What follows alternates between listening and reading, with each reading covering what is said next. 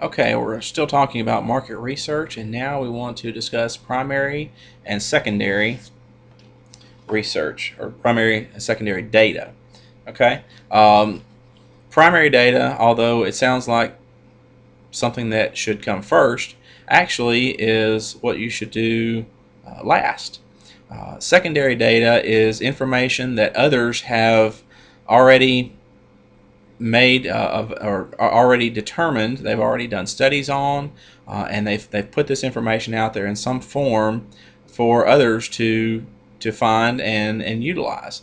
Secondary data comes from a variety of places. Some of the best places that you can find secondary data are industry trade magazines, industry trade publications, libraries. If you go to the research section, or excuse me, the reference section of a library, they should have quite a bit of reference information about variety of industries, sometimes even specific industries. Um, Ask the reference librarian. If not, you can get online and go to some of the larger libraries in some larger cities. Atlanta, Charlotte, New York, maybe they have reference sections with books that can be referenced online, and it's good to go and find out data, if for no other reason to help you build the case for your product or service being out there. Now, you're not going to be competing necessarily. Well, you may, but maybe not competing with someone in New York State. However, uh, it's always good to have the data and the information to be able to build the case for what it is that you're doing, even if it's local in nature. Okay. So, what are sources of secondary data? I mentioned trade publications and magazines. There are a variety. I mentioned also that the variety of other publications that are available at libraries. You can also go to the U.S. Census website. There's a host of wide range of information available on Census website, both about individuals and businesses. And you just have to do some digging around there to find what you need. And would say also, anytime you're putting together a report, and the same is true for the marketing plan that you'll be constructing for this course, always document, always cite your sources. Put footnotes at the bottom of the page, and cite where that information comes from. Um, there are, let's see. You may even let's see, business directories, business periodicals, newspapers, magazines, trade associations. Membership in trade associations, they actually put out weekly, monthly, quarterly newsletters. If a lot of times it's subscription only or membership only, but occasionally you may run across one that is available to the general public. You may choose to go ahead and put the money out to be a part of the trade association so that you can get that information, and use it in putting together your plan. That'll save you a lot of money down the road if in fact it turns out that it's a business that you should not have gone ahead with. The fee associated with that membership will be well worth it. So I would encourage you to at least consider that. Some people say, well, I'm not even in business. I can't afford spending $250 for a membership for this group. Well, if you go ahead and open the doors, you're going to spend a whole lot more money than that, and it may be the wrong decision. So sometimes a small investment like that, and $250 may not seem small, but relative to what the overall that you may put into a business, it is small. Okay, and then so once you've exhausted all of your secondary research, and would encourage you going on your favorite search engine, whether it's Google or Yahoo or something else, and just searching for secondary data, certain keywords, putting together secondary data, market research, those kinds of things, putting them in quotation marks, and just seeing what all information you come up with. And you may even put the name of the industry that you're searching for to kind of narrow it down even further. That would be helpful. So after that, after your secondary data research has been exhausted, you'll want to start on your primary research. What are our methods of primary research? Well, these are things that you do yourself. That's what primary research is: firsthand information. It's things that data that you personally have put together, have gathered in the effort of making decisions about whether to move forward with the, your business. This is the marketing plan, helps you make those decisions. So there are a variety of ways to generate primary data. Um, you can do focus groups. You can put together, it doesn't have to be a large focus group. It can be 3, 4, 5 people. You don't have to have 20 to 30 people. You don't even necessarily have to offer them, freebies. Let's say you have a bakery. All right, that's your specialty. Naturally the thing would be to say, if you'll help me out, I'll give you some free cookies. I'll bake a cake for your child's birthday, or whatever. If you'll be willing to help me out with this focus group. You don't even necessarily have to do that. You're probably going to get people that are going to be willing to help you out just because they want to see good things happen. They want to see you be successful. The problem that you have to be careful of is that these individuals aren't so close to you that they're not going to give you truthful information. It's not that they're outright lying to you. It's just sometimes emotions and connections are such that we want these people to succeed. We want them to do well, and that may actually change our answers or change the way. Body language means a lot. They may be saying one thing and acting a way, but because you know them very well, you don't hear what they're saying. I hope that makes sense. And sometimes it's hard to convey that unless you're actually there and seeing it happening. So would be careful that you select people. If you do decide to put together a focus group, select people who are going to be truthful. Give you the cold hard facts. Tell it like it is. The harsh realities, and someone that doesn't mind.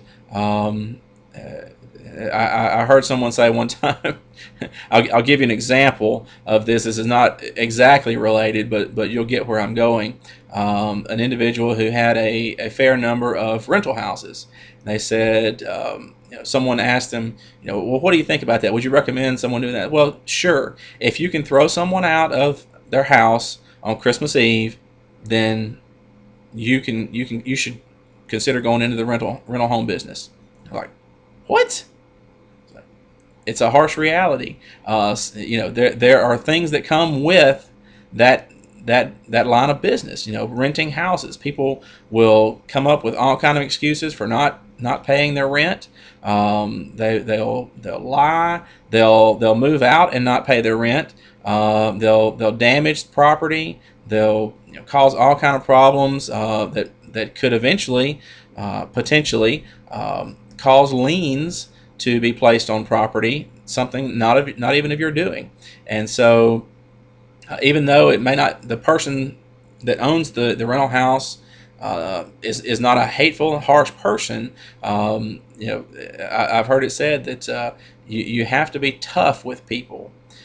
You have to tell it like it is. You have to be stern and just have this mentality that this is the way it's going to be. And so in a similar way, if you do decide to put together a focus group, you would want someone who, if it's family, if it's friends, they love you, they want to see you be successful, but you need to make sure that they understand that you need honest answers, because your livelihood could be being put at stake here. You're looking at sinking lots of money into this business, maybe quitting your job and doing this full time, and you don't need a feel good answer, something that they don't need to tell you what you want to hear just because they think that's what you want to hear. I hope that makes sense. Okay. So focus groups are good. I'll try to find some videos that talk about focus groups and how to construct them, because that's a real good source of primary data. Interviews are good. But I'm sorry, that's focus groups. That well, interviews can be one-on-one. Actually, it's a little tough to do that in this day and age. If you're able to set up, a booth somewhere and survey individuals. Occasionally you'll see someone at a shopping center with a clipboard, and they'll be doing surveys and one-on-one interviews. That's a good way of gathering information. One of the downsides of that is that you may or may not be getting individuals who would actually use your product or service. Typically, the person you get is the person who likes to talk, the person who wants their opinion to be heard, rightly or wrongly, and that is what you want. You want someone who wants to talk to you. I need to back up a little bit, but a lot of times the most valuable opinions that you get are the ones from individuals who just aren't willing to talk to you, and it's tough to crack that person and to get through to them and actually extract knowledge from them, and but that's the person that you need. So you have to observe this market group, this target market, and find out what it is that they want that would actually cause them to talk with you. I know now this is sort of after the fact, but a lot of times I've seen some restaurants that will, if you will give them feedback, they'll give you a free sandwich at your next visit. Good, bad, ugly, whatever. They want to hear it. And they're very appreciative of this feedback because it helps them to hone their product and service offerings. The same can be done at clothing stores, at service businesses, oil change shops, law offices. You come up with some sort of survey. Your customers, your clients are going to feel important because you have asked their opinion. You basically put them up on a pedestal and said, "Hey, you are important. I want more clients like you, and I value your opinion." And you coming in and just me ringing up the transaction and you leaving doesn't really do any good, because I don't know. I have satisfied that one need for you that day, but what more can I do? What else might we offer that would cause you to come back, once a week instead of once a month? And so you can craft surveys and interviews in that direction, in that vein, to be able to extract information from existing clients. Now, again, that's after you go into business, but there are things that can be done. Perform some internet searches again on your favorite search engine for that type of thing. Okay. General observation. I'll give you an example. One of my college jobs, I worked for an office retail business, and there were a couple of them in the city where I went to school. And one of my duties, one of my tasks one day was to go sit in the parking lot of our competitor and count how many cars or count how many individuals went in and out. How many came out with a package? How many came out with a box? How many came out with a package? Bag, 2 bags. How many came out with nothing? And I did that for like 6 hours. That was that was only once that I did that in my time there. But they took that information back, and they were able to to craft a marketing message or a campaign based on that. Now, again, this is business that is already up and running, but there are things that you can do even before you decide to go into business. You can go and observe your competitors' places of business. Go inside. If you want to open up a some sort of mechanic, some tire shop or something, go in there. What do you like about their setup? What do you not like? What would you do better? What would you do the same? would you have a television going? Would you have magazines at the little tables in between couches? Are the couches ripped and torn such that they're unattractive? And you would make sure that you patch them, have nicer couches. You wouldn't have vinyl. You'd have some kind of fabric that doesn't stain as it, or well, maybe it does stain easier actually. But those are the things that you do. And the reason I mention those kinds of things, because it helps you define certainly whether you should go into business, but then once you're in business, it helps you to craft those things that are going to stick in the client's mind, that they don't even know the reasons why they feel good about going to your place versus this other place. They can't even put it into words, but they know they liked the experience when they went to your place, and there was something about this one over here that they didn't care for too much. And you know what? Not only am I going to go back over here to your place, but the next time someone asks me about, hey, where'd you get your tires from? I'm going to tell them about your place. So everything that you can do, not only in preparation for opening the doors, but also once you are in business, once you get open, to make that customer experience top notch, that is market research. Okay? And it's necessary. It's not a one-time thing. Okay. Surveys, experiments, talked a little bit about that. All right, so that is secondary and primary data. Here,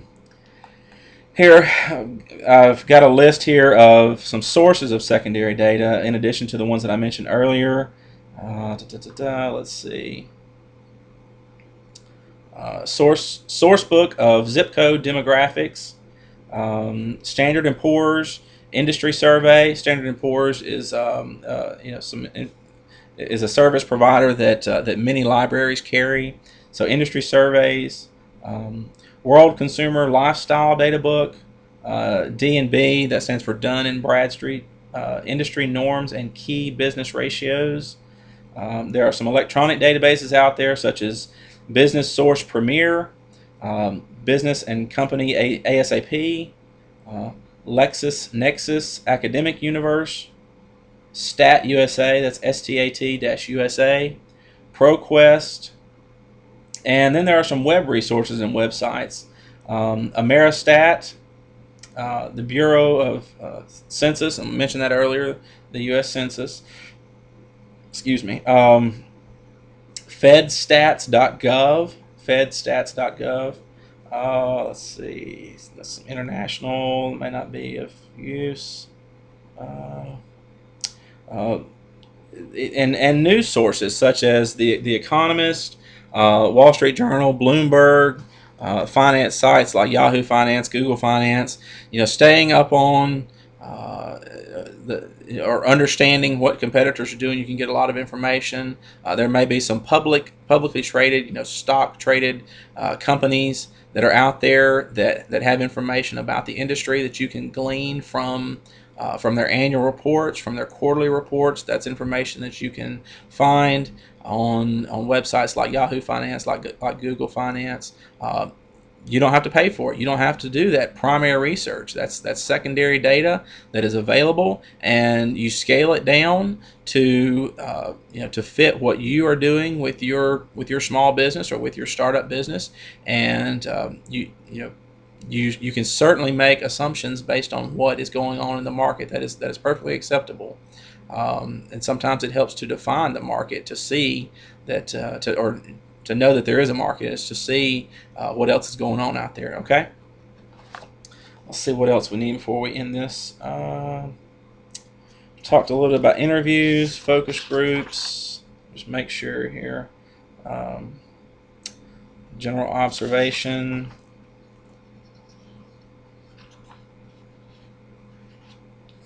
Okay. Actually, we'll talk a little. I'll do a separate video on surveys.